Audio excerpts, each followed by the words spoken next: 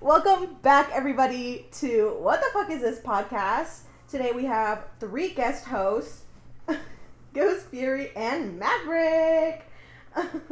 We are your co-hosts, Monica and Miranda. And today we're talking about season 6, so far our favorite season, I want to say. We're going to be going over episode 9, 10, 11, and 12. Yep. And then our next episode is going to be the end to season 6? No. I'm way off. Yeah. But that's okay. Yeah. We have 2 more episodes for season 6, and then we're going to be completely done. And then after that, we're going to get into some holiday-themed movies, which we are here for. All right. I mean, I think that brings us to your book tea. My book tea. This week. It's juicy. Might be a little bit long. So, my book tea this week is going to be over Corrupt by Penelope Douglas. I do want to note that this is an 18-plus book, because she, writes that specifically, so I want to give that warning to people. But anyways, Corrupt is a standalone book. There's, 5 other books in the series, and they all have, the same... they go together. It's the same story continued, but by different people. But each, this first book can be a standalone. But I love this book. I couldn't put it fucking down. I literally stayed up till 3 in the morning reading it. I started reading it at 10 p.m. and I just couldn't put it down. I was so in love with it. Trigger warning. There is violence. There is SA. There is the R word. There's murder, there's blood, so trigger warning for anybody listening. But yeah, it's Corrupt by Penelope Douglas, and basically, they live in this really, really rich town. They live in giant fucking mansions. This girl, I'm trying to remember her name. Anyways, this girl, her dad dies in a car crash when she's younger. And she's in the car accident. She has a scar that goes up her neck down to her collarbone. But her dad died when she was younger, and because of that, her mom got really depressed, and she's been into drugs and alcohol, all that type of stuff. So she's not really there. Luckily, their next door neighbor, it's a 6-mile distance from their mansions. Wow. They've always been friends with their family. And since they were younger, the dad of the other family wanted her to get married to Trevor, which is the younger son. So this other family has 2 sons, Trevor and Michael. And Trevor has always been chosen to be with her, and so in high school they finally date. But then she breaks up with him because she's I'm not that into you. I don't want to do this. But this family was so close to her that she had her own room in their house. This is how rich these people were. Because they were put her in one of the guest rooms. No, she could have her own room. Dang. Yes. And then she was what is he doing in the city? I haven't seen him in 3 years since I got his friends arrested. His friends arrested. Or she says, I haven't seen him since his friends got arrested. Not that she got them arrested. She wants to move into the city and go to school there, so she tries to get her own apartment. She ends up getting an apartment at that family's apartment complex that they have, and it's called Decanter. What is it called? Decanter? I don't know. But she moves in, and she's why am I in a penthouse? I only wanted a 1-bedroom, 1-bathroom apartment. Yeah. And they're oh, we messed up with the lease or whatever, so this is the only thing we have. At this point, she didn't know that his the Trevor's family owned it. And then basically one night, she's at her penthouse and she hears noises at the the penthouse next door. Nobody's supposed to be in that penthouse. It's empty. Ooh. So she hears a lady screaming and being help and don't do this. And the reason she hears it is because she has an entrance at the back of the penthouse that goes a staircase, a fire escape basically. And so she's standing by the door and she hears it, and then she realizes she hears somebody coming towards the door from inside of the other penthouse. She has a knife in her hand because she was scared, and then she tries to go back into her penthouse. Door automatically locks. So now she's fucked. So she's like running down the stairs because she can hear the other person coming down. She makes it out of the staircase and she like basically falls forward. When she falls forward, guess who she falls into? Michael. Ooh. The older spooky brother.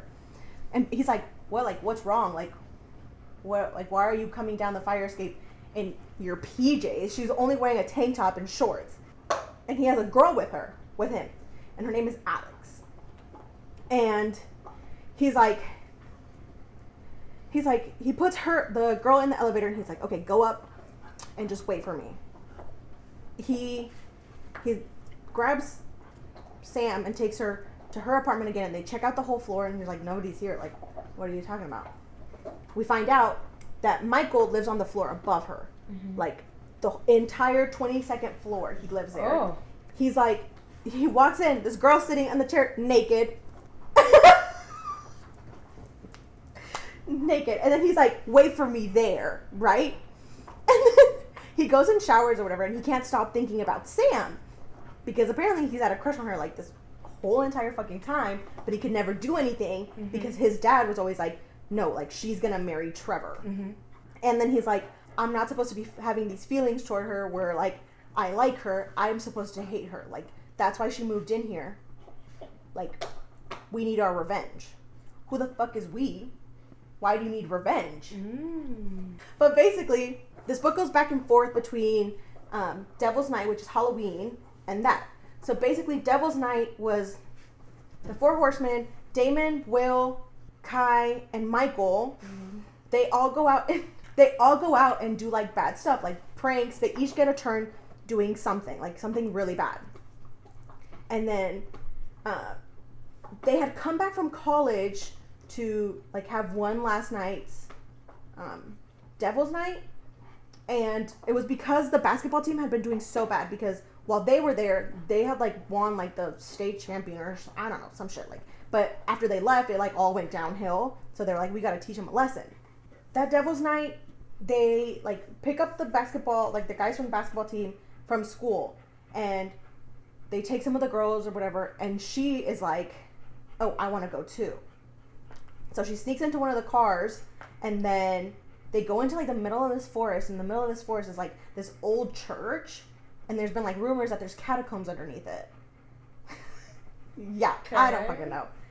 But basically she waits till everybody goes inside, and then she gets out of the car or whatever, because she's sneaking in. And Michael comes from behind her, and he's like, what are you doing here? Like, you're not supposed to be here. And then this whole thing had something to do with masks. They're all wearing masks. He takes her blindfolded to the catacombs or whatever, and he's basically like, I want to do something to you that, like, I've always wanted to do. Honestly, shit. He's like 3 years older than her, so she's 16 at this time. But then when she's at the catacombs, Trevor, his brother, like, he found out that she, like, left with them, and he was like, what the fuck are you doing? Like, no. And he grabs her and takes her out or whatever.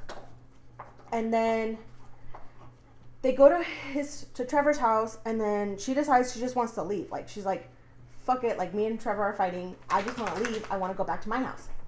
So, and since her house is only 6 miles away, she's just going to walk. So she's walking, and she noted, like, Michael and his friends, the Four Horsemen, they pick her up. So they go to this town, and Michael does his first thing, which he burns up this, like, abandoned house. But basically it was like a junkie house. Like, people, like, there was needles all over the floor and everything. So they burned that house down. That was his thing. They call the police to put it out. And then Kai's thing is his uncle owns, like, a trucking service, and they, like, block the road off so that the cops can't come. And then they go into town, and Will's thing is he likes this girl. This girl doesn't like him. And so he was like, I need to get her attention. I'm going to burn down this gazebo that she built in the middle of town. Why? I don't know. So they burn down the gazebo, and then while they're doing that, the cops pull up. And she's like, fuck. Like, they're all, like, sitting on the corner, but she was, like, in the truck still. And she's like, fuck. Like, I have to do something to help them get out. She breaks into her family's own jewelry store, steals jewelry, and then just bolts. She just runs away. And then they finally catch up to her, and they're like, fine, let's go to this warehouse party. Okay? I'm gonna leave you on a cliffhanger because we're gonna go back to present time. Okay. So in present time, we find out that there's something to do with the Devil's Night and why the 3 guys went to jail. We don't know what it is or what happened. But basically, they're trying to retaliate against her. But basically, she moved in to that place so that Michael could see where she was at all the time. Michael basically wanted to control her life. So he, like, when her dad died, his dad got power of attorney over all his stuff to make sure, like, he took care of everything. Okay. And she was going to get everything after she finished college or she turned 25. And then he goes to his dad and he's like, I want to help you with the business. Let me take over their stuff. And then we don't have to worry about anything. Like, I will take care of it. This is how I'm going to prove myself to you. But in reality, he wanted that so he could control her life. The guys get tired of waiting because it's been like a couple weeks now. And they're tired of waiting and they're like, no, we want to go in there and like get her and like do stuff to her. And he's like, no, we have to wait. They get a call, or he gets a call or whatever, and he finds out that they burned down her house. Her house. Oh my god. They go to this diner first because she hadn't eaten all day. And she has this box, and apparently everything in this box was, when her dad would go out of town, he would collect little matchbooks. And she pulls one out, and she was like, this one was my favorite. And it's like a little jar. And she opens the lid, and she pulls out a match. And she was like, they just smell like him. They remind me of him. And now it's nothing. Like, it's all ruined. And that's when he's like, fuck. Like, I like her. Like, what does this mean? They go back to his house. They do it. And now he's like in love with her. He's like, how do I have feelings for her? I'm supposed to hate her. All this other stuff. And they're like watching this movie. And the entire time, she's like, all he's doing is watching me. He's not even watching this movie. Ooh. Yeah. The other guys were like, we're tired of this. Whatever.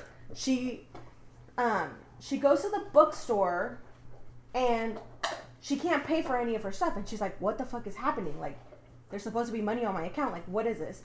She can't get a hold of her mom. She can't get a hold of their dad that's taking care of their account. She can't get a hold of their mom either. So she's like, what the fuck is happening? So she goes to Michael and his friends. He's like, what the fuck is happening? Like, he's like, I have control of all your money. And then the friends are like, I have control of your money. I have your money. We all have your money. And she's like, what the fuck are you talking about? Like, what is this? And he's like, this is how you're going to pay us back. You're going to listen to everything we say. You're going to do what we say. And little by little, we're going to give you some money so you can survive.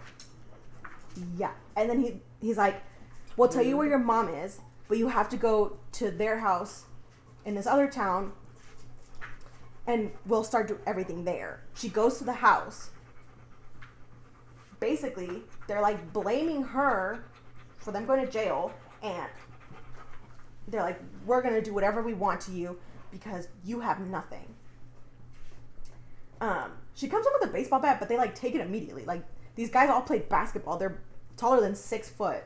She's like talking to them, and then one of them grabs her or something, and we're going to do so many things to you, and they're going to R-word her and like all this other stuff. He's like, you're property of the horsemen. Ew. Whatever that fucking means.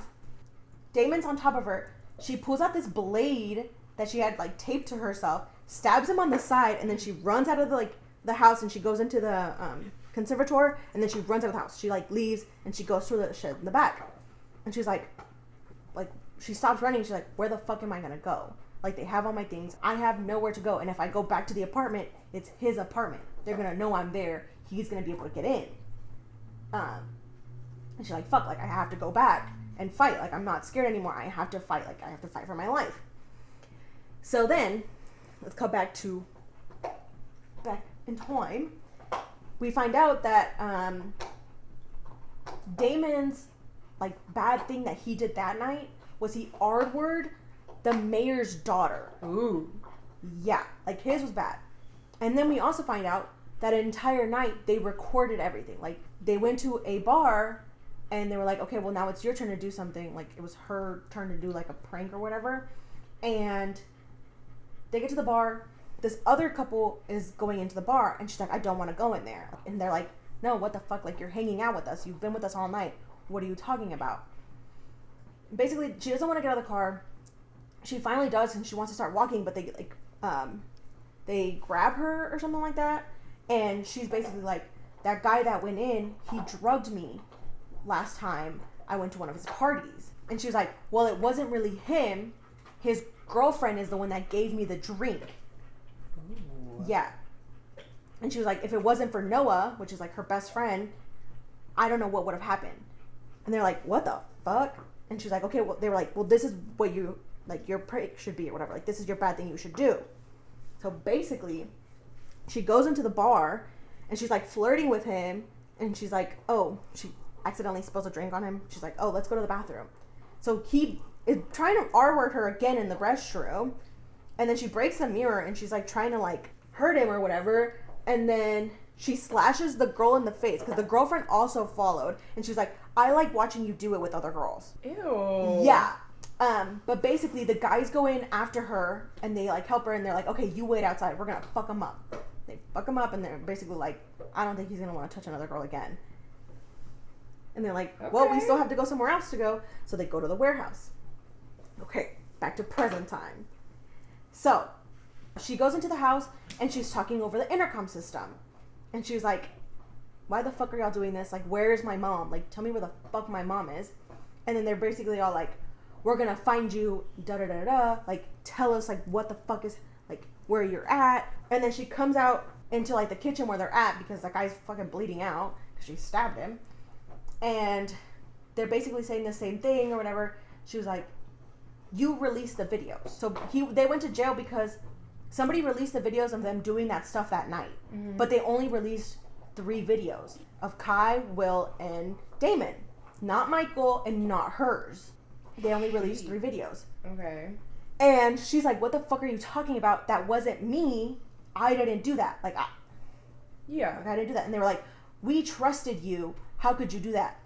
And she was like, what do you mean? I trusted you and then you did what you did that night. And then Michael's like, what the fuck is she talking about? What did y'all do that night? Mm-hmm. Let's go back in time. Warehouse party. Kai and Michael both have like a crush on her. And like, they're like both liking her or whatever. And then she goes upstairs or something in this old warehouse building.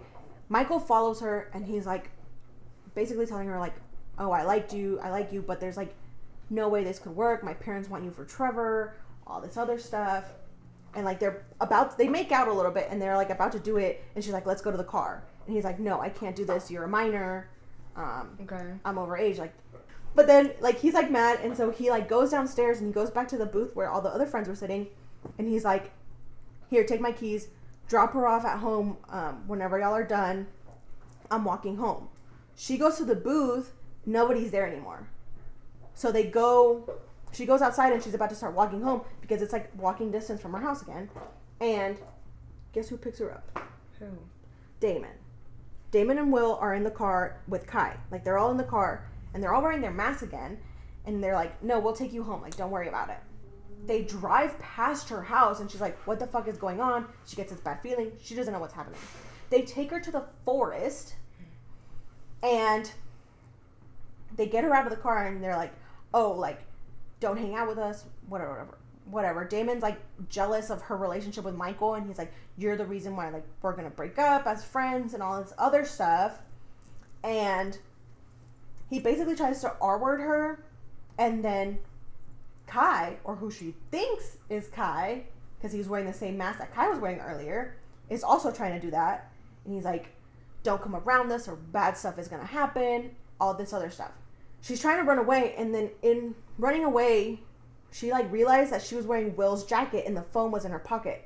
And the phone fell out of the pocket and she couldn't reach it anymore. So she just took off running. Like, she got out of the reach, she took off running. And then after that night, she never talked to them again because the next day they got arrested. Mm-hmm. So back to present day, they're talking. She's like, you did this to me, you assaulted me, and you think I trust you? Like, mm-hmm. What are you talking about? Mm-hmm. And then Michael's like, no, you're lying. Kai was with me. He came home with me. And then she's like, what are you talking about? Like, Kai was there. And then Will's like, I was passed out in the back. Like, I don't remember any of this. Like, you're lying. They're all saying you're lying. And then Michael looks at Damon and is like, Damon, what the fuck happened that night? Like, tell me what actually happened. Mm-hmm. Damon's like, whatever, she's lying. Nobody's gonna believe you anyways. And then she, like, says something. She was like, no, I know it was you, Damon, and I know it was Kai. And then she said, like, this very specific thing that, like, the other guy said that was wearing Kai's mask. And Michael's like, Kai would never say that. But I know somebody who would. He's like, that's something my dad would say. Yeah. And then she was like, okay, but it wasn't your dad. Like, your dad was out of town. Like, what the fuck are you talking about? And then he was like, it's Trevor. Damon and Trevor were trying to get her to stay away from all of them. So, like, they wouldn't break up the friendship or whatever. And Trevor just wanted her for himself this entire time. This whole thing. And then they're like, what the fuck? Like, what the fuck happened? Like, all this other shit. And now Michael's like, get the fuck out of my house to Damon. Damon runs off because they're all trying to beat him up because they're like, what the fuck? Like, this whole time he's been lying to us. He's been rallying us up to, like, destroy this girl's life. And everything he's told us so far has been lies. Yeah. So Damon runs out of the house. He disappears. And then Kai and them are like, oh, I'm so sorry. Like, we didn't know. Like, yeah, we legit thought it was you. Yeah. And then we find out Trevor is the one that released the videos. Yeah, Trevor released the videos. Wow. She's like, I want my money back. I want to know where my mom is. All this other stuff. Turns out Michael put her mom in rehab because she was like a drug addict. Remember? And then Damon disappears. Like, fully disappears. They have, like, a private investigator on him. So basically she's back in safety at her apartment, and then Damon kidnaps her. Yeah. And he oh my god. He kidnaps her. She thought it was Michael, because Michael had texted her being like, yo, I'm coming home. You better be there when I get there. He grabbed her and he took her to the yacht. To their yacht. He tied her to, like, in this room or something. And then Damon's like, Trevor's going to have a fun time with you tonight. But I know he's not going to want you because you're your brother's whore. Ew. Yeah. Michael gets there and he unties her or something. Like, she tried to break, because there was a mirror above, like, behind her arms. So she tried to break it, and she did manage to break it. And she had, like, cuts on her arms because she was trying to cut the rope. Guy is, like, beat up on the floor. Will is tied to a cinder block. And he's, like, in the ocean, and his hands are tied behind his back. But he's, like, the cinder block is still on the edge of the boat. So he's, like, struggling. And Trevor and Damon are like, you have to choose between your friends or her. But basically, Trevor pushes the cinder block out. And this whole time, Michael had a gun behind his back. And fucking Nancy Drew pulled it out of his back and, like, shot Trevor after he pushed in the cinder blocks. Michael dives in after Will, and he's, like, slowly going down. He finally gets to, like, untie him, and they bring him back up. But in the time that he's bringing him back up, he hears, like they come up, he hears a splash, and he sees the girl go down. So now she's going down. Trevor's shot on the thing. Kai is nowhere to be found because he's also beat the fuck up. She's coming down. He had just come back up, and now he's like, fuck, like, I have to go down. So he goes down. It's dark. It's cold. He doesn't know where she is. And then finally, he sees something in the water, like, swimming. And so all of a sudden, she's coming up, and he's like, how the fuck did you get out of the rope? And she was like, I kept a piece of the mirror. Oh my god. Yeah. But then they get back on the boat, and then they call the cops or whatever. Trevor dies. His mom is sad or whatever. But now Michael and the girl can finally be together. But this whole time, it was Trevor's fault that, like, they went to jail. Damon disappears to fucking Russia. What? Yeah. And then, What? It's the cutest thing ever. They go back to the church, like the broken church, and he proposes to her in there. And he's like, this is the moment that I realized, like, I wanted to spend the rest of my life with you and all this other stuff. And then the engagement ring was one of the rings she stole from her family's jewelry shop that night. Aww. And then she's like, I thought we returned all this jewelry. And he's like, yeah, we did. So I bought this one because I knew it meant a lot to us. And I bought it, like, the day after we returned everything. And I've had it ever since then. Yeah. But there were some creepy parts. Read Corrupt by Penelope Douglas. It is 18 plus. There is very hot and heavy scenes. If you're into that kind of stuff, like me. But anyways, let's get back to the real reason we do this podcast. Riverdale. Episode 9. Serpent Queen's Gambit. I just read my first line and I was just like, good lord, okay. I just wrote, what is Pickens up to? Pickens is doing a census. Why? I don't know. Why? Also, I do want to mention, I spelled Pickens 500 different ways every single time. I don't know how you spell it. I don't either. And I don't care to find out. No. He's doing a census on what people like about the town, what they don't like about the town, what they think is wrong with it. And we find out they don't like the serpents. Yeah. And the ghoulies. They think that it's like gonna be, it's too much gang violence. Yeah. Which, like, the serpents have saved the town multiple times. What the fuck are you talking about? Yeah, I don't think they're really dangerous. I think you're making that up. Especially now, like, after they've come back, like, everybody's come back. Yeah. After college and stuff, like, no. Yeah, no. So they want to disband the serpents. But only the serpents, which I don't understand. Like, they don't really mention the ghoulies. They're like, yeah, the ghoulies are dangerous, but we need to get rid of them serpents. But also, like, they technically could get rid of the serpents and go, like, the serpents could go live with FP in Toronto or whatever the fuck they went. Toledo. They live in... Yeah, but, anyways, okay. Abigail wants to put Thomasina in Tony so that they can kill Fangs. The Fogarty. Don't get us started on another one. Fogarty. Fogarty? Sounds good to me. And then apparently they think that they got powers to save the town. Oh, yeah. From what? We don't know yet.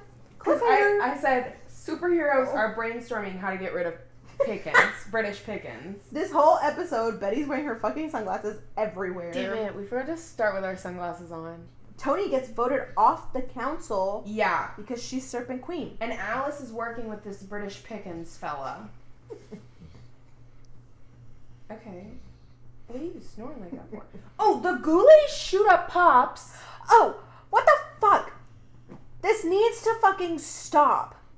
Stop shooting up Pops. Stop blowing it up. Stop. It's the soul of Riverdale. It's the only target. It's my favorite fucking thing about this show. Yes. And they'll keep trying to destroy it. Yes. I'm sorry, I didn't mean to yell. Oh. I wrote, what's wrong with Mr. Mantle?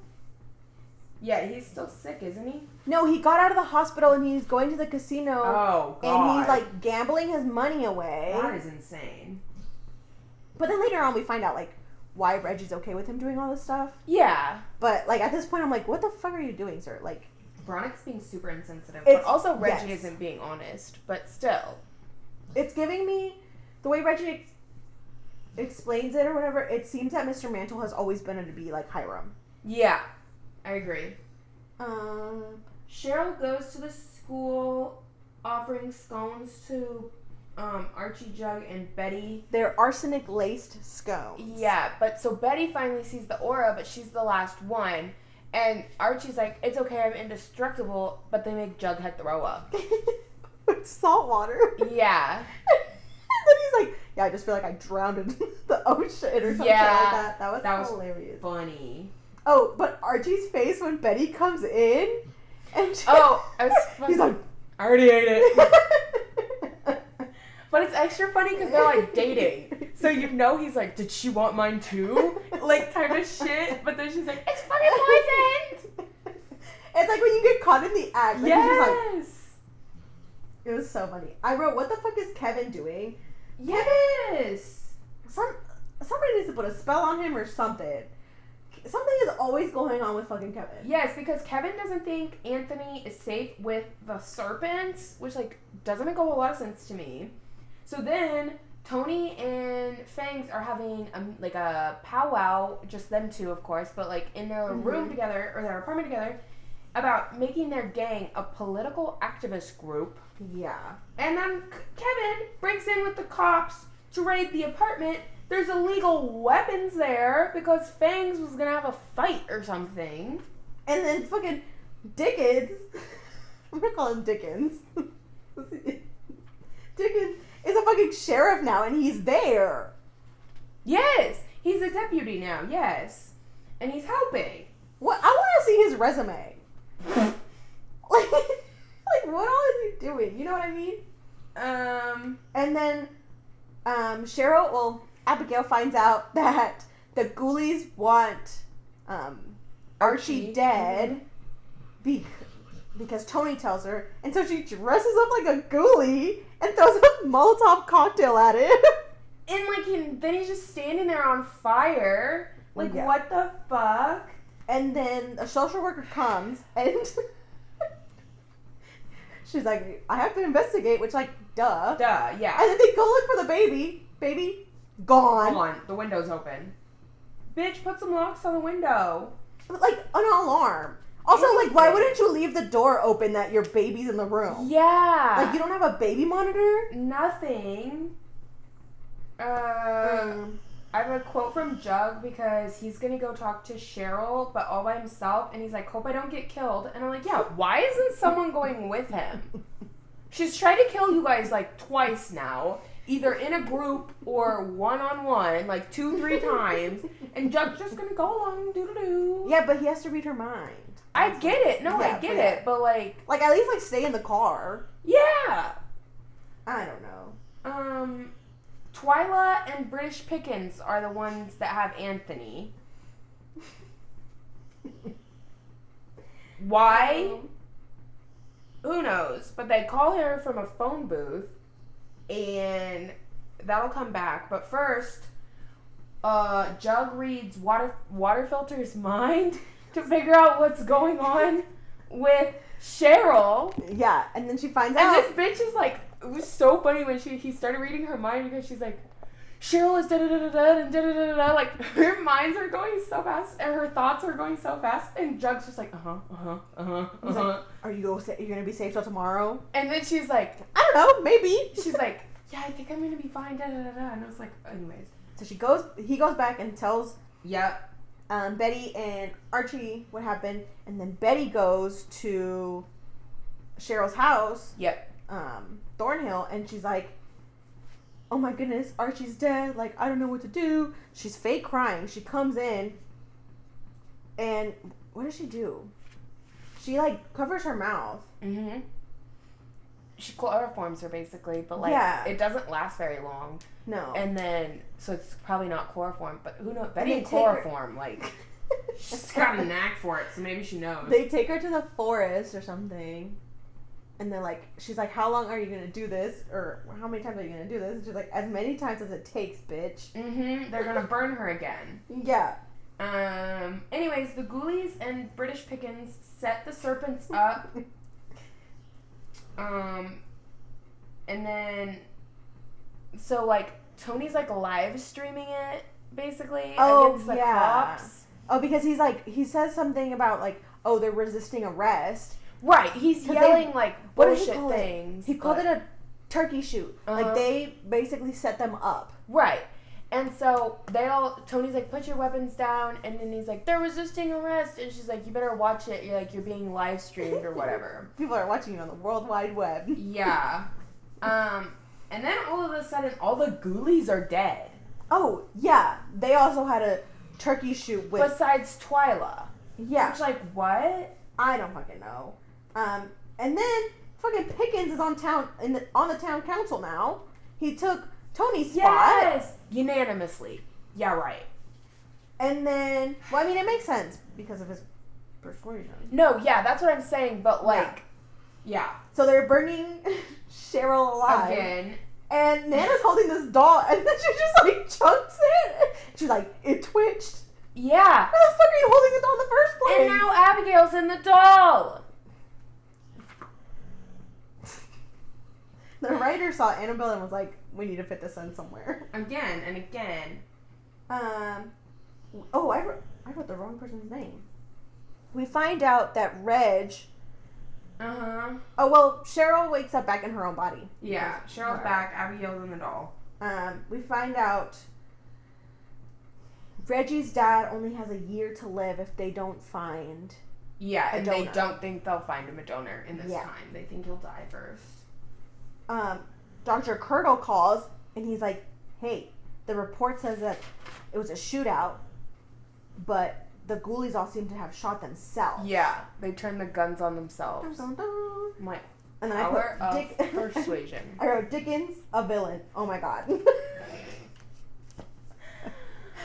Episode 10, Folk Heroes. So, basically, this starts and Jug just tells us he's going to make Archie a folk hero. Yes. And I'm like Johnny Appleseed. And I'm like, But alright. Apparently, New Pickens wants to put up General Pickens' statue. Right, yeah. And so, Jug is going to make Archie a folk hero, so all of the current people will want to put up their most recent folk hero statue. And then we find out the town has a new sign. Guess what's not on it? Pop's Chocolate Shop. Um, Archie needs to be a hero again. yeah. I wrote the fucking doll. Yeah, kidding locked me? up Annabelle style. No. This is when I wrote, I seriously cannot take Betty, like, for real anymore in these sunglasses all the time. Like, No. I can't. I literally can't. I feel like she had LASIK in real life or something, and that's why they wrote that in. Maybe. I mean, I don't It doesn't know. make any sense. Or they're just trying to be ridiculous. I do think it was funny that Water Filter has to go home now because her real parents heard Cheryl wants to adopt her, and now they're like, give her back. In what world? What? Oh, now they're okay with me being gay? Like, no. What? No. Anyways, okay. I do like that Cheryl was like, you'll always have a home here. Well, yeah, no, that was great, but Yeah, no. this doesn't make any sense.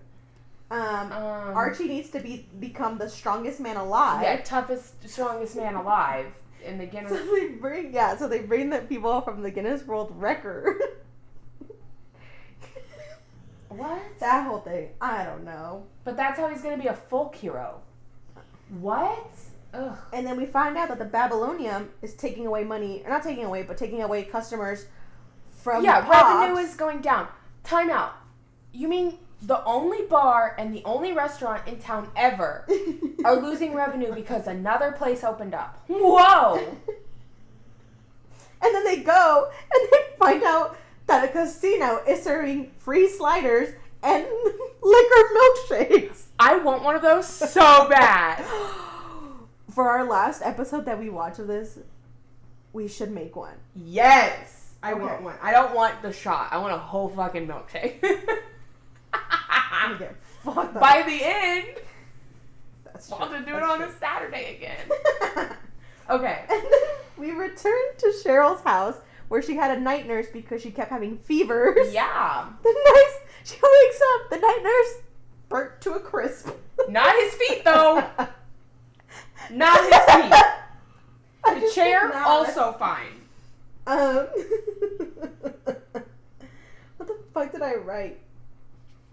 Okay, I want to talk about Tony and Tabitha brainstorming bringing business back. The serpent The dance? serpent dance is what's going to bring your customers back. I would understand if they made it to a strip club. But just saying, the serpent dance? And then the whole fucking song that they did, it was fucking atrocious. I wanted to speed through so fast. And I then hated it. when Fangs comes in and Tony's like up there, like fucking, I'm like, what are you doing? Like a half-assed body roll just so your ass pops? Like, what are you doing? Oh, it was so bad. And like, I don't know what it was about them. I feel like they both weren't into it. Like in real life, they were not into it. No. And they were just like, why the fuck are the writers And doing Fangs this? isn't supposed to be into it. Yeah, no. Because then Fangs and, is it Pop Tate? Are the ones that talk Tony and Tabitha out of it. Yeah, and they're like, oh, you shouldn't do this. Like, Yeah, and so I then know what they're you're trying like, to do, but it's not. Yeah, it's not so good. then they team up with Veronica and Babylonia, and now there's like they're partnering together. right. There's gonna be a Pops in there, and like so much of the revenue goes to Tabitha, and then there's something relating to the White Worm in there, like alcohol. She's giving them 2 machines. Oh, the machines. That's Yes. what it was. Yeah. Anyways, that's pretty much what's going on with the casino. Veronica breaks up with Reggie. Banishes her from the casino and her bed. All because she finds out he has like a secret casino at his dad's dealership. Yeah. We find out that the man that that burnt to a crisp died of spontaneous human combustion. Yeah. And then the rest of the episode, they continue to call it SHC. Yeah, like people know what the fuck that is. Okay. Oh, Dickens tries to make Archie hurt himself Yeah. by like doing the persuasion shit, and when he tries to do it, it breaks. it breaks because he's the strongest man alive. The fuck you talking about, bitch? Yeah. And then Archie's like, it's not gonna work anymore because he thinks of his dad, which like I love that. Yes. This is when I said, after that, I said I'm not seeing Pickens' goal. Like, I don't understand what he's trying to accomplish. Yeah, no, I don't know what he's trying to do either. Oh, this is before they made the agreement, but I said, oh good, the wig is back. Because Oh, yeah! they're like, he's like, come on, Veronica, you need to go see what's happening at the White Worm. Oh my god. Okay. Cheryl's burning up, and she had originally called Betty to like help her find out what happened to that guy, and so she calls her again. They go back to the house. She gets into the shower, into the tub, and she's boiling the water. Yes. Hilarious. I'm just like, okay. And then Jughead invites K.O. Kelly to come into town to fight Archie. Because all Archie would have to do to be considered like world's strongest man, he doesn't have to beat him because KO is notorious for knocking people out, obviously, by his name. He just has to stay in the ring. All he would have to do is stay in the ring and never get knocked out to be considered like a winner, basically. But he still wouldn't win the fight. Yes. But then Pickens finds out, and he like breaks his arms or his legs or something. No, he gets him to walk into traffic. Yeah, he gets him to just walk out there. So then Pickens is like, well, let's you and I fight. And Arch is like, fine, I'll fight you. If I win, you're off the council. And British Pickens is like, fine, but if I win, you have to put my statue back up. Okay. My uncle or whatever, my grandpa. Yeah. This is when they're in the ring and stuff, and I wrote Pickens, not cute, LOL. No. Like, out of the two of them, and I Archie. Said, OMG, British Pickens hit the fuck out of Arch. Oh, fuck yeah. Jeez. But then later on, we find out why. Yeah. But I was just like, he couldn't have been hot. Like, he's British. No. You could have at least made him hot. Yeah. Like, he was... That's true. No. I guess we just got done with our hot villains, so we're not in our hot villain era anymore. Well, they need to spice it the fuck up, okay? I loved the part where we find out that... Who is it? Someone thinks it's not SHC... And you definitely have to have powers, whatever they were calling it. Oh. Because SHC is just too unlikely. Yeah. And having powers isn't. I know you're lying. Okay. Archie gets knocked the fuck out by Pickens. He does. And I was like, how is Arch losing?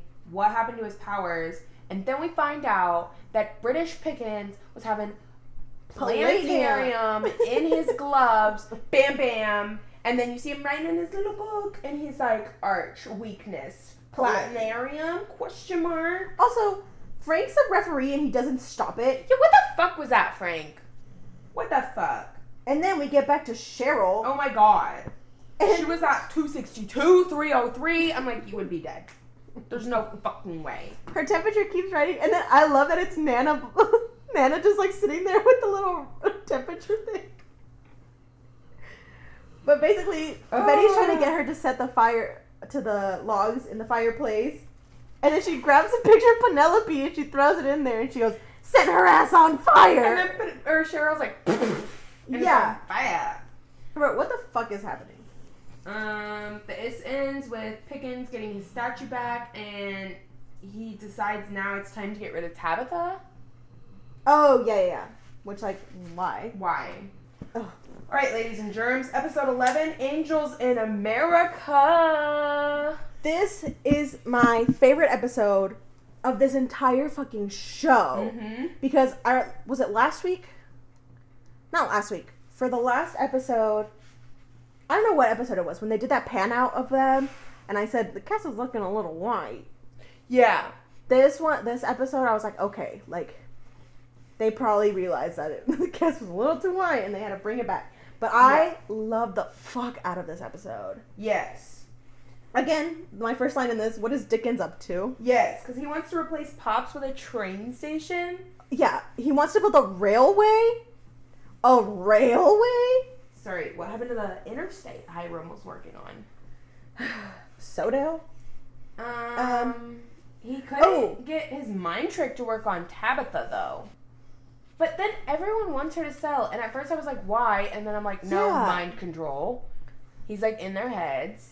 Yeah, but at the same time, they were like, well, I mean, it kind of makes sense. But, like, well, no. I guess the people who I don't understand were, like, her closer friends. But, yeah. Like, at the town hall meeting, I was like, yeah, because mind control. And then Jug tells Tabitha that he can't really hear, that this whole time he's just been reading her mind. Yeah. And then we're back at Pops. And they're working to make it a historical landmark. Mm-hmm. But while we're in there looking at shit, someone rushes in, shoots Tabitha. Now we're in 1944. Mm-hmm. And then I was like, Jug's here. Oh, JK, he's the guardian angel, Raphael. This made me so happy that they even talk about this, because it's not something that, like, I remember learning about in history growing up. Oh, the sundown laws? No, the sundown laws I knew about. Oh, but that's because I grew up in Texas. No, I knew about them. I just didn't feel like we actually, like, covered how, like, oh, what no, they were. No, definitely not. So. But I'm talking about that, the Green Book. Oh, I agree. Yeah, we hardly never learned about that. You basically have to go out of your way to learn about a lot of, like, history from the South, and it's not taught in schools, which is so shit. Mm-hmm.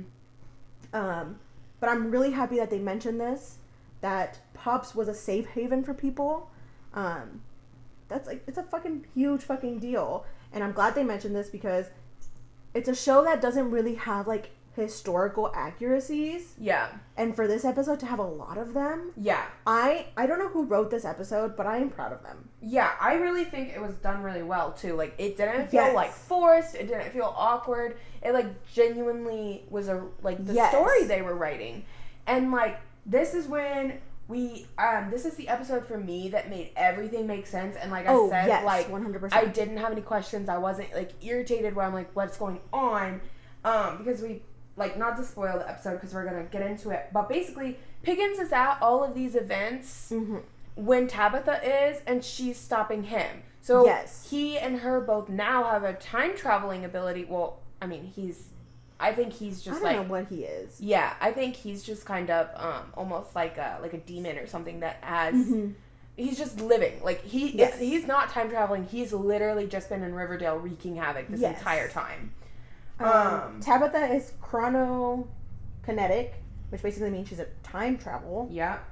Dickens is in this timeline. What is he in this timeline? I didn't write them all down. Like, what he was actually going by. Because he just had a bunch of different P names. Oh, I think he was She had a different T names. And, oh, you mean what he was in this one? Was he the sheriff in this one? Yeah, he was part of the police force in this one. And basically this episode is about sundown towns and, not this episode, this time 1944. Yes, 1944. It's about sundown towns, and if you don't know what a sundown towns, I 100% recommend looking them up, especially if you are a minority. Some of these towns still exist, especially in the South. Just be careful where you're traveling to. I love that we were talking about it, but this is again for me just a little bit of like, where the fuck are we? Because they're in the north, supposedly. Yeah. Like a very, not the north, I don't mean it like that. It's not like the fucking Civil War. Yeah, but it doesn't make sense to... They're in a more northern area from what we've understood with quick travel from Chicago or to Toledo. Like from Mary or...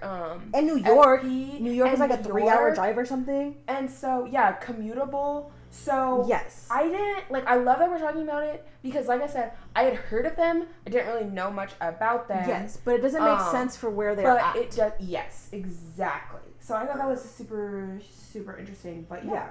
My ex knew nothing about sundown towns, and he wanted to drive to Louisiana, and I'm like, we need to look this shit up, because I do not want to be in the wrong town at night, because this shit is still real. Yeah. It's still something real that happens, and people get hurt, and it's been happening for a long time.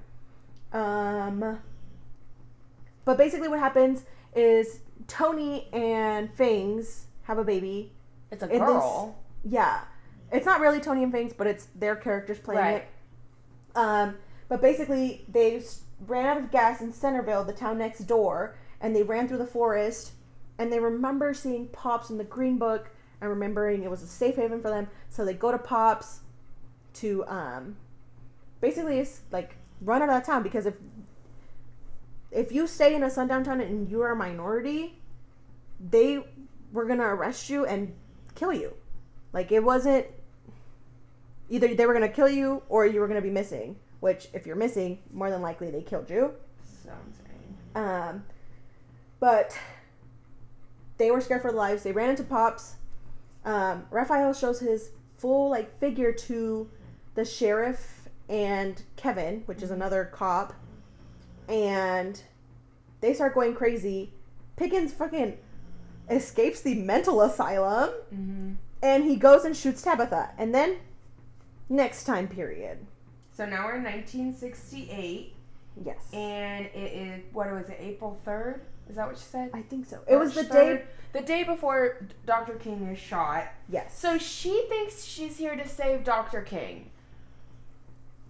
I don't understand how that was her immediate conclusion. Yes, I don't either. I know she'd only been in one time jump, but even I knew, I'm like, you're here to do things in Riverdale, man. Yeah. And then my whole thing is like, how would you stop this? Exactly. Like But it does establish that in this show, in this timeline or whatever, wherever she's at. In like this show specifically is kind of what I'm getting at. There are fixed moments in history that cannot be changed. Yes. Like, we see plenty of shows and stuff where you can switch those and then you go in the future and it's like the butterfly effect. Like, yes. Yeah. And everything's completely different. Everything's a mess. Like, the show that I'm thinking of is 1963, I'm sorry, when it's that show about John F. Kennedy's assassination, and I can see his face. Dave Franco is the main character, and he can go back in time, and he keeps going back in time to prevent Kennedy from getting shot, and then he goes in the future, and then everything's fucked up, so he has to start over again and over again. And in some cases, he lives next to Lee Harvey Oswald and never talks to him, and then in others, he does talk to him. I get what you're saying. It makes me think of that, but that show, there was no fixed events. Like, this show and this one, it makes a lot more sense. Yes, I think that, I wish a lot more people did it like this, but I understand that most times they're trying to change these fixed events for the storyline. But I think it's so accurate. Like, I think there are things that have happened that if time travel was real, you couldn't change it, or we wouldn't be where we are. Yes. Like, I think there was a show that we used to be shown in like elementary school that it basically did the same thing, and it was like, if Martin Luther King didn't get killed, we would have still been in the same, like, we wouldn't have progressed. No, we wouldn't. Which, like, it's sad to say that his death, like, reunited like a lot of people and brought them to fight, but that's also true. Like, loss, like, for some reason, loss brings people together. It's like when 9/11 happened, it brought like America back together. Because we all wanted to fight as one. You know, it was an attack on us on our own soil, and we were like, no, like, this isn't cool, basically. Like, yeah, like we wanted to protect each other. Yes. And so that's what I think happened when Dr. King died. I agree. It was like people felt more united and they were like, no, we have to fix this. Yes. Because if not, more of this will happen. But it was like a cartoon that we watched when we were younger. Yes. No, I know what you're talking about. Anyways. We find out Pickens works at the FBI office. He's an FBI officer. And then I wrote that the history... Oh, this is after Tabitha calls... J. Edgar Hoover. Yes. And she's, like, talking about, like, all the shit she has on him. And, like, I love the history in this episode. Because I was like, it's so accurate and it's, like, damn, like... And, like, nobody at that time knew. But, of course, she knows because she's from our time. Yes. Which now, I feel like this episode does confirm, like, the timeline thing we've discussed. Yes. But, you know. No, but I love this episode because the historical accuracy was so well done. Yes. So that's why I want to thank the writer of this episode. I don't know who you are, but if you wrote this episode, I applaud you because this is my favorite episode of this whole entire show. Yeah. Because of this. Like, I agree. Like, I understand that they're trying to, like, it's trying to focus on Tabitha and, like, her story, but they're using, like, key moments in actual history that, like, mark, like, a bunch of importance. Yep. I loved it. And it was furthering the storyline in such a nice way. Yes. Like, answering all our questions. Yes. And then I loved seeing that Pops was a part of history. Yes. Like, I fucking love that. So at the end of our 1968 timeline, she's blown up with a bomb. And she travels to the 90s, 1999, November. I was 1 year old. I was 3 months old. It was almost 2000, so I was like, oh, is this going to be like a Y2K thing? It wasn't really. No. This is when I wrote, is Pickens a demon? Because he's in every single one of these. I agree. This is when it came clear to me. I mean, he makes a comment about playing catch-up, or someone makes a comment about having to play catch-up. But I think that's because she's time traveling. Yes. And she has to get to where he is wreaking havoc, like, next, essentially. We find out he has a curiosity shop at the edge of town. Yeah. And then I wrote, what is he doing with all this religious stuff? Yeah.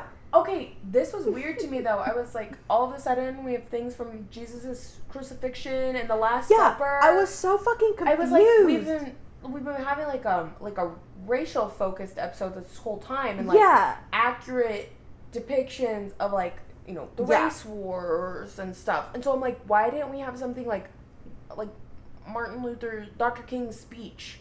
Like I don't know. It just felt really out of place. Like, I'm not saying it needed to be racially focused at all. I'm just saying, like, it felt very out of place to me. I think it's very out of place for this whole show. Because never once have they mentioned religion in Absolutely. The only time they mention religion is freaking Jason being Jesus. And that's But that was like, I don't want to say a mockery, but like... They made their own church. Like, it wasn't a real church. Exactly. So, yeah, and that's why I don't want to say like a mockery, but like I just felt like when you play house and you're like, you be the mom and I'm the dad and we have 3 babies, because that's what you're growing up in a house with, where you have, there's 3 babies and you have a mom and a dad, or you have a mom and a mom, like whatever it is. It felt like that, where they're like playing a game or whatever. Yeah, and basically and most of the time she was doing this to get money. Yes. And because, Jason is God, I mean. I don't fucking know. Anyways. But yeah, he has all this religious stuff. And then he's wearing like a Confederate uniform. Yeah, it was this... I don't fucking know. I don't know. And then he has the Holy Grail. Yeah. I was like, what is this, a Da Vinci Code? This was just so weird. Ugh. And then we find out Tabitha is a fencer. That felt so out of place too.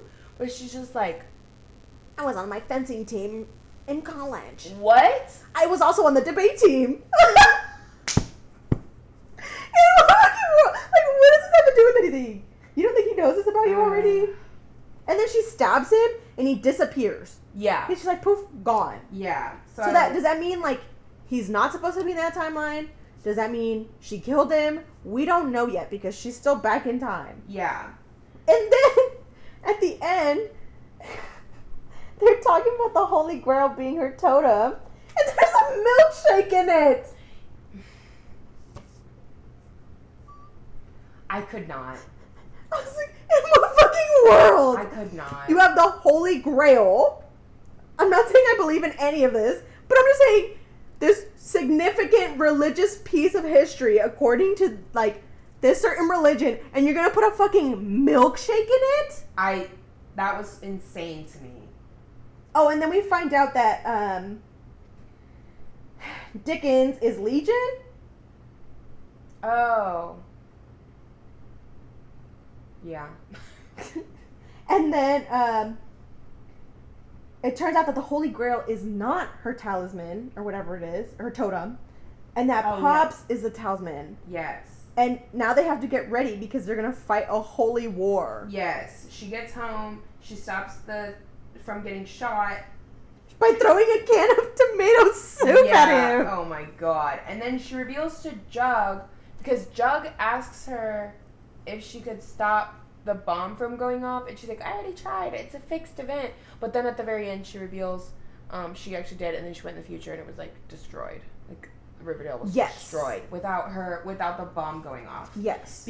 Which is when we get the reveal that we're gonna fight the great fight or whatever. The holy war. Whatever. Episode 12. The Fog. I fucking hate this episode. This felt like that horror movie, which then I was like, The back Mist? to our and then I was like, back to our conversation at work before we went to Marketplace. I was like, that's a bad horror movie. The apocalypse is coming. Yes. I wrote fucking Alice. Yes, but why are you game planning in the Cooper home? Like, I know you don't know that Alice isn't on your side, but why would you be game planning in a place where someone who is not involved in your superpowers can walk in? Yeah, I don't fucking know. But fucking Alice. Oh, did this happen in this episode? I don't know. I don't know if this happened in this episode. But I do want to say something right before we move on with Alice. Why is she on Pickens' side? Is he in her head? I think so. Are we gonna get that again? No, I think so because Or I don't know if this is this episode or like one of the befores when we find out that the reason why he knew that palladium was bad for Archie was because he snuck into Betty's room. We get that at the very end of this episode. That's what I'm saying. And I know he was in why. Alice's head then. But what is he constantly in her head? Because he's not there when she walks in and she immediately goes to him and is like, this is what they're planning against us. I don't get it. No. I don't know. Anyways. Fucking Alice. What is this mask? Oh, the mist. What is this mist? Yeah, the fog. Ugh. And it's happened before. Apparently, nobody mentioned it. Oh yeah, no, of course not. Why would we? Penelope is back, and she's a fucking nun. She's a sister now because she went to the OG Sisters of Quiet Mercy, and they believe in redemption. Because fucking Cheryl lists off everything that Penelope has done wrong. Yeah, and apparently Cheryl is her unfinished business. Yeah, because they believe in redemption, Monica. In what fucking world? BTK is back. BTK is back. Oh yeah. BTK is back. And we reveal that he made Betty dismember a body so that she could go free. Okay. And then the power goes out. Yes, the power starts going out all over, and literally everyone is like, don't worry, I've got candles. Okay. I want to talk about Cheryl specifically in her house. How many fucking candles does this bitch own? Oh, no. There's literally hundreds of candles everywhere. I feel like that's what Matthew sees when he looks in underneath that sink in there. But literally, every surface is covered by one tiny candle. Like, just get one big candle, ma'am. Just get one big candle. Melt them all together. And then we get a very good Blarchy moment. Yes. And they're in bed. Okay. And then I literally screamed because I was making lunch for me and Chubbs. And I screamed and she's like, what? What's happening? I was like, nothing. In the show. We find out that Betty's period is late. And she's never fucking late. Yes. Ever. I literally wrote, oh my God. Yes, I said Barchi. I didn't even do OMG. I did oh my god. Like, Yes, I wrote it out. I did Barchi. I'm so excited for them. Yeah, but then we find out, or we already talked about it, that she helps TBK cut someone up so that she like befriends him. Yeah. But this is when I was like, I want to see what his face looks like because he looks like built. Oh yeah. We find out that Archie, Oh. the reason why he's like rebuilding the house and everything, and like why he's so prone to like wanting to stay in Riverdale and wanting to fix up the town, is because he wants a family. Yeah, and he wants to raise it here like his dad did because his dad loved it so much. Which like, ugh. I I love that. Then And we go to Veggie. Drink and stay. Yeah, she wants to stay and drink and maybe play strip poker. Because the power goes out there too. Mm-hmm. This is when I said, Veggie is so on again, off again. Like, why? Either make them be together or not. Yeah. Pick one. And this is when, to me, I was like, Veronica needs to go to therapy or something because you can just tell it's her. Like, Yeah. ugh, she drives me crazy. Anyways, okay. But their fight, they do the strip poker, and then she's like, I'll take your boxers or a kiss. Or both. And then he's like, let's start with a kiss. Ugh. And then they start being toxic to each other, and Reggie points out something that, like, I hadn't really thought of, but then I did. Like, once he said it, I was like, oh, shit, like, this makes sense. She's like, we're being like your parents. Mm-hmm. And she's like, I'm not like my mother. What the fuck are you talking about? And she's like, no, you're like your dad. Yep. And then she says something back, and he's like, well, in a way, I'm like my parents too. And I can't really remember his reasoning because we really never learned anything about his parents. Oh, so it didn't make a whole lot of sense. But his mom always focused on her career. Or something like that. And so, anyways, but they break up for good. And I said, question mark, because next episode, they're going to be together again. Moose is back, and he's with Kevin And the he wants school. to get dinner! Moose is going to be the new PE teacher, by the way. Oh, yeah. After you came back from the military. At ease. We hit... ROTC position's already taken, Monica. By Archie. Leave Archie alone!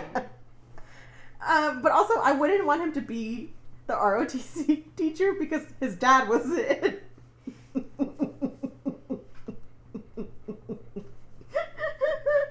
We can't forget what his dad did. We're about to see him again! Oh, yep. I forgot about that. But then we cut to Tony's house, or their apartment, and we get the Tostitos ad placement. Yes! Oh my god, I forgot to say it, but a couple episodes ago, we had another Chime ad where she's like, I'll just chime it to you. Oh, I did not see that. Ugh. Well, it was very much like, we didn't see the chime or anything, but it was the way she said it, where she was like, I'll just chime it to you, and I was like... Okay, my next question is, I don't care if you leave this in or not. Does this mean that they stopped looking for the palladium?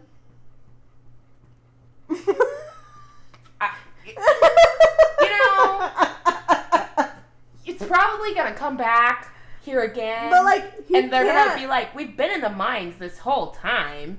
Literally, all you have to do is walk around the mines and hit Archie, and if he gets hurt, then it's somewhere near. If it doesn't, nowhere near. Shut the fuck up. You're killing me.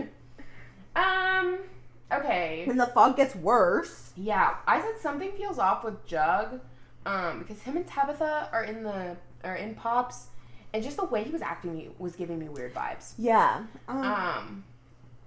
Oh, now Kev, we're back at the school. They have sex or whatever. Kev sees the fucking Gargoyle King in the bathroom. I said, no more G&G. Yeah, I was like, what the fuck is the Gargoyle King doing here? No. What does that got to do with anything? That was 3 seasons ago. That was but then he wakes up summers ago. Sorry. But then he wakes up from his nap that he fell into after they did it. Okay, but I do think it was weird that he woke up from his nap on a different couch. Yes, that's where I was like, that's not believable. Like, yeah. I did think it was really cute. Unless that was the couch they did it on and he went to the other couch. But still. I do think it was really cute how Moose got behind him when he woke up from his nightmare. Yeah. I think they really do love each other. Like, Yes. they're not trauma bonded the way our other high school couples are. No. They're not anything. Like, No. they just like, truly care about each other. The only reason they broke up was because of His Moose's dad and the Gargoyle King, and then Moose went away. Yeah. We get back to Thornhill. Cheryl hits Penelope. And she said, I'm the maiden and the dragon. Oh my the god. fuck are you talking about? And then We get letters from fucking Heather. yeah, Penelope gives Cheryl these letters from Heather, which this was super random to me because I was like, I don't think we were ever told this girl's name. I think we were. Oh, I don't remember ever learning it. I remember learning about her, but I don't Yeah. ever remember getting a name to the I don't really either. situation. I thought we did. Who knows? So basically, wait, I'm ready for the fog to lift. Are you? Yes. Okay. So basically, we get out of this fog, and Alice is like on the news, isn't she? Yes. Announcing that the other 3 members besides Tabitha have agreed to disband the council, and Pickens is now mayor. Could he be mayor? I thought you had to be like a U.S. resident. Or like a citizen. Well, he might be. Just because he has a Mm, British that's accent. That's true. Who fucking knows? But he's the mayor. Yeah, and then Betty said what I'm thinking because she mentions, like, he's trying to be like Hiram or something like that. I didn't write down exactly what she says, but I was thinking the same thing, Hiram. And We find out about, they're talking about the final battle. yes, and this is when she talks more about the fact that she went into the future and everything, and Riverdale is, like, ruined in the future. And she goes through so many different timelines. To Yeah, see like, what would it was, like, happen. 1,836. Very I was specific. Like, come on. Yeah. Why? And in 2 of them, only 2, Jughead lives. No, I thought in only 2 of them, the town survives, but Jughead dies. Oh. I thought it was Jug, and only 2 of them, Jug was living. No, I thought... And I thought it was, okay, anyways. Because that's when But- she was, like, thinking, like, how can I lose him? And he's like, are you talking about Pops? And she's like... Right, no, I know all that. But she's talking about him. And Right. because the only 2 outcomes that come from the final battle is Jughead has to die in either one. Yeah, in order it's a fixed event. Yes. She says that, but... Yes. Okay. Anyways. And then at the end... Barchi. Barchi has a huge secret for us. Because the fog is lifted, they were able to go to the store. Yep. You know what they And- got at the store? A pee test. And they hold it up. They didn't really have a reaction that indicated And she has either way. she has a timer. We have 30 seconds to find out. And that's where we're going to leave you. We don't know if she's pregnant or if she's not. Well, we do, but... Yeah, we watched ahead, so we do know, you don't know. Don't Yeah. Google it. Come back next week. Mm-hmm. Stay in suspense. But that is it Yes, it is. for this episode of What the Fuck Is This Podcast? Ladies and Germs. Oh, no. That is it for Riverdale this time. I burped. Yeah. Our What the Fuck news, it's technically my turn, but it's brought to you by Monica. 'Cause I she got found it. this in the Taco Bell drive-thru. A woman says her friend went to the Dominican Republic for a 3,500 BBL, for those of you that don't know, Brazilian butt lift, and ended up getting her kidney stolen. I don't want to laugh, but, like, come on. Like, man, what? We did watch the YouTube video while we ate our Taco Bell, where she told the whole story. There's really not much to it because most of it was her being like, y'all are perfect the way you are. And She's like what did she say she was? She was a life coach. Yeah, she's like, do what makes you feel good, but, like, nobody's here to judge, but, like, just be smart about it. And then at the end, she was like, subscribe to my channel. And I was just like, okay, anyway. Yeah, and there's still 2 minutes left. There was still 2 minutes left. No. I was like, we have to talk about this because literally, what the fuck? I have so many questions about. I think it's weird because, like, people talk about BBLs like they're nothing. Yeah. But they are one of the most dangerous surgeries because they don't know exactly where they're sticking in the fat. So if they hit a artery or whatever, you're fucked. You're dead. Yeah. So you definitely do need to go to a reliable plastic surgeon, not Yes. someone in the fucking Dominican Republic. Well, I mean, And you you can see- find good doctors outside of Oh. the States. No, absolutely.